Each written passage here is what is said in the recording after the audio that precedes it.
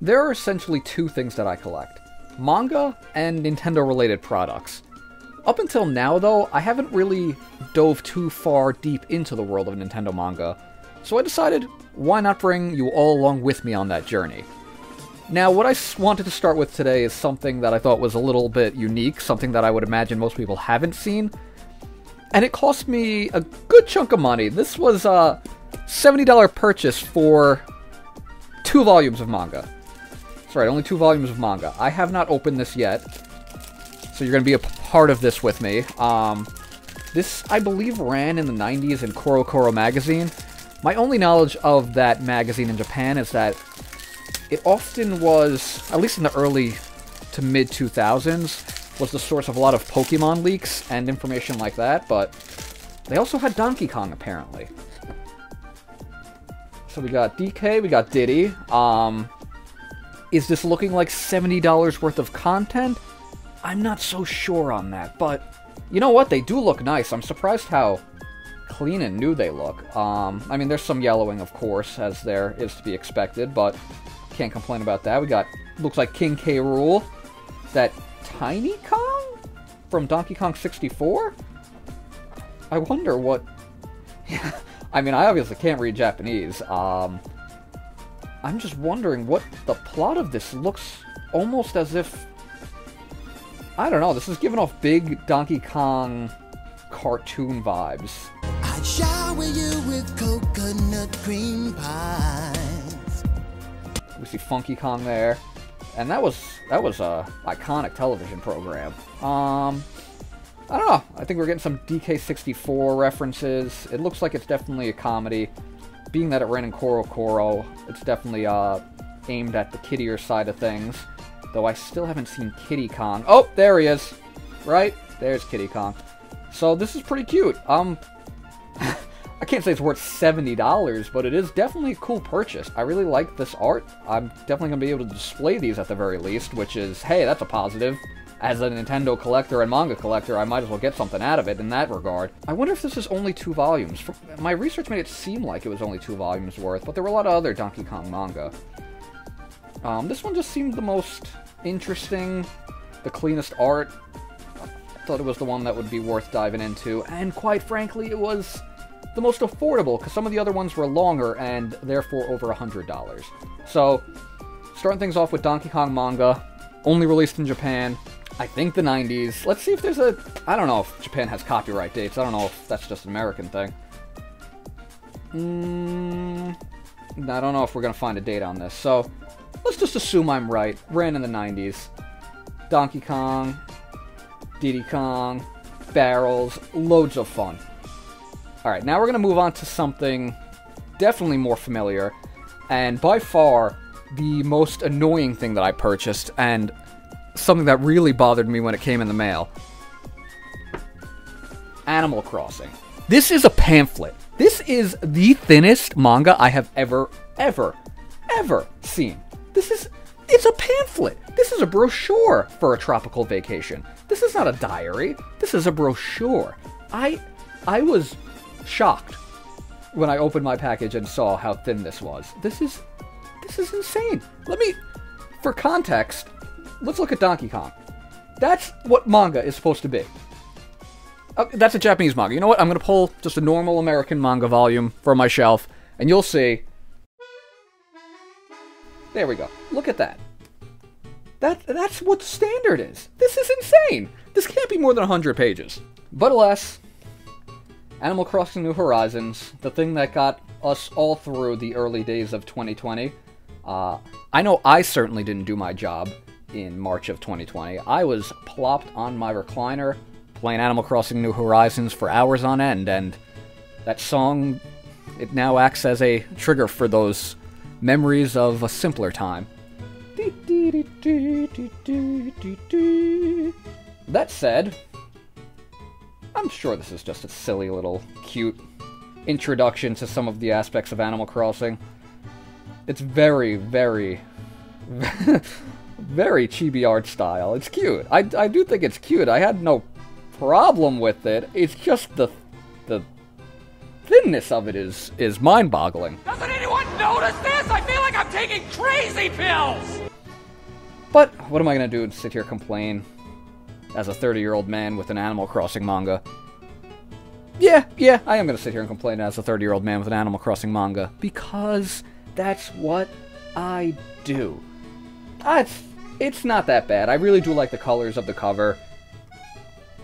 We got Tom Nook, Blathers, Raymond, the very popular new Horizons character, Gulliver, Wisp, the annoying ghost whose side quest I no longer do in Animal Crossing, and Dom?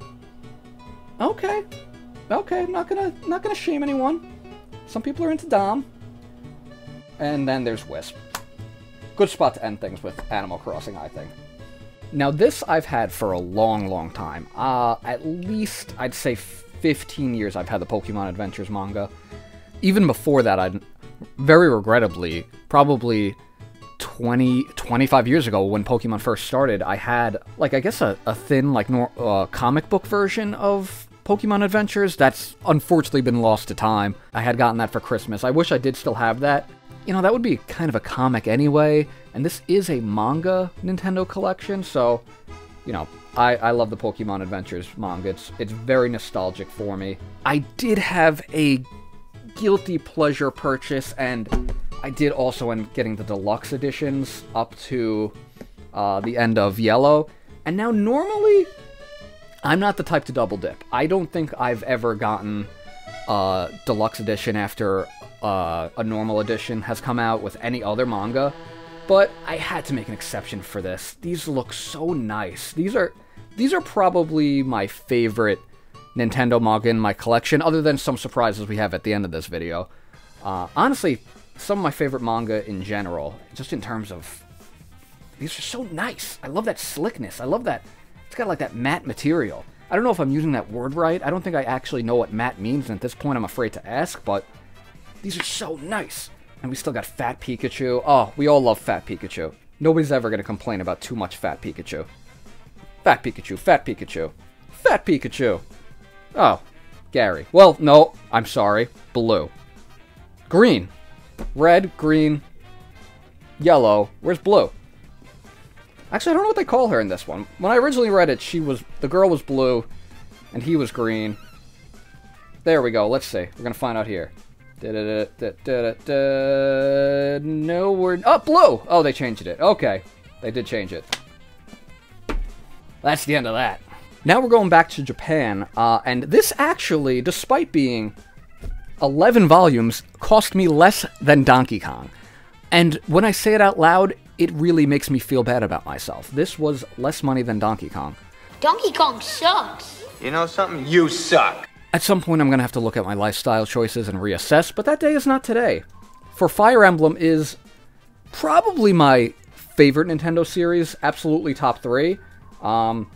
There's a bunch of different Fire Emblem manga. I think it covered almost every game for the most part, and there is a Fire Emblem Engage manga running right now. This takes place, I believe, during Fire Emblem 6. I think that's Roy right there, yeah. So this is a lead, but I think it's an original story. I think this is like some sort of special OC avatar, original character. You know, I tried to do some research on this, the Fire Emblem one specifically, because I do love Fire Emblem, and I wanted to get the right one. And FE6 is one of my favorite games in the series, one of the Game Boy Advance games. Still hasn't come out in any capacity in America, but I'm still hoping. I'm still hoping we're going to get an official English release at some point, or at the very least a remake. I hope this is translated somewhere online, because I would like to read this. Because there are seemingly a lot of unfamiliar characters, but it does seem interesting. I'm always down with another trip to Alib. I know Fire Emblem 7 recently came out on Nintendo Switch Online, and I played through that. So I would love to get a little bit more out of it. These covers are really nice, really cool. Very clean. They're kind of simple. I like that white background with the action kind of front and center. It's a cool way to do it. Let's look at each of these. There's Roy. There's our boy. There's our boy, even more front and center. And a dragon. You can't have Fire Emblem without a dragon. Don't know who that is. Is that our queen? Princess? There's the king. Interesting. So, at some point, I'm going to actually read through these. Not necessarily these specifically, but hope to find this translated somewhere online. But I did officially support it, or I officially supported somebody in Japan that was selling this to me. But hey, I gotta enjoy these any way I can. I'm a Fire Emblem guy. I get all the Fire Emblem content I can get. Whether it's from Japan, whether it's in book form, I'm gonna go for it. I'm gonna read it, I'm gonna enjoy it. Maybe I'll do another review on it someday. I got these for my wife a while ago. I know there's a full series on it. I only got the first two. She has a little collection of Kirby doodads and things. This goes perfectly with it. It's cute. I mean, I try to read it, but it's much like a lot of our other series. They're just cutesy gag stuff, made for kids, I think. And not to say that I need deep, compelling manga. Is that Jigglypuff? Oh my god, it looks a lot like Jigglypuff. Maybe I will read this. You know what? Don't judge a book by its cover. I love Kirby. Kirby and the Forgotten Land was probably my favorite game of 2023. 2022. No. What year are we in? What year is it? I think I listed it as my favorite game of 2022. So, I'm not sitting here disparaging Kirby. And you know what? After seeing Kirby Jigglypuff, maybe I will read this. I went off on a little tangent. I did buy these for my wife. She enjoyed it. She thought they were cute. And, I guess at some point I'll probably get a few more of these. They go up to, at the very least, Volume 7 I think I've seen online. Each have these same really clean, cotton candy, bubblegum looking covers. They remind me of those ice cream pops that you would get from the Ice Cream Man. I think it was cotton candy flavor, that swirl. That's what I'm getting from here. I'm getting big Ice Cream Man cotton candy swirl vibes. And then there was a bubblegum one, I think it was yellow. Or vice versa. Either way, Kirby makes me think of cute and ice cream and joy and youth and simpleness. And you know what? I can give this a recommendation, even though I haven't read it, because those things all make me happy. So this Mario manga is kind of what inspired me to make this video and start looking further into the world of Nintendo manga. I saw this one at Barnes & Noble, and it kind of made me realize I don't really have any Nintendo manga. So, I picked it up, and lo and behold, also kind of thin. No, I'm joking. It's cute. It looks fun. It's also got that very, once again, chibi kitty gag manga style, and I'm not knocking it. We got some Super Mario Sunshine references already early on. My favorite game. Oh yeah, there's Flood. Didn't even notice Flood. So that's really cute, really cool. Professor Egad. This is heavy GameCube era. Isn't that Super Paper Mario? So, I don't know when this was originally released, but I'm really getting big Nintendo GameCube era vibes from this. Like I said, before I had seen this, all I really had in my collection was the Pokemon and the Kirby manga. But this one definitely inspired me to really look into things a little further and spend hundreds upon hundreds of dollars on eBay to get manga from Japan that I'll never be able to read. So for that, thanks Mario. The Zelda manga are ones I've also had for a long time. Aside from Pokemon and Kirby, these I've had for at least 3 or 4 years, maybe. I know they have a hardback edition. Hardcover edition. But I'm personally a fan of the paperbacks. And these are really nice. There's just like a clean look to them. And I don't use that word a lot, but like when you have such a big manga collection, you need things to look clean and sleek and slick. And all go together without being too intrusive. The only thing I hate, yeah, that right there. I don't know why this one can't also have that beautiful gold lettering. It's a very minor pet peeve, but you know what? I gotta complain about something here. But otherwise, these are great. These are beautiful. I've only read the Ocarina of Time one. Things get pretty hot and heavy in the Ocarina of Time one. And by hot and heavy, I mean Link hatches a cute little dragon friend and then kills it. Nabooru is looking good. Looking much better than the Polygon N64 version of her we see. But yeah, these are all really cool. You know, Zelda stories, you're not really getting too much from the story itself in the game, so it's cool to get a different look at these worlds. Especially these, you know, games that came out in the 90s, because we didn't have as much context and backstory in those games. We go up to Minish Cap and Phantom Hourglass, which are early 2000s. Still, though, I don't know how Four Swords got its own book. I'm going to have to read that one, actually. Ocarina of Time, Oracle of Seasons and Ages, and I think Majora's Mask splits with A Link to the Past. Which I'm surprised, because those two games in particular could have incredibly heavy stories. Just looking at that turtle just reminds me of Super Smash Bros. Melee, the Terminus stage. Iconic! Iconic! Iconic!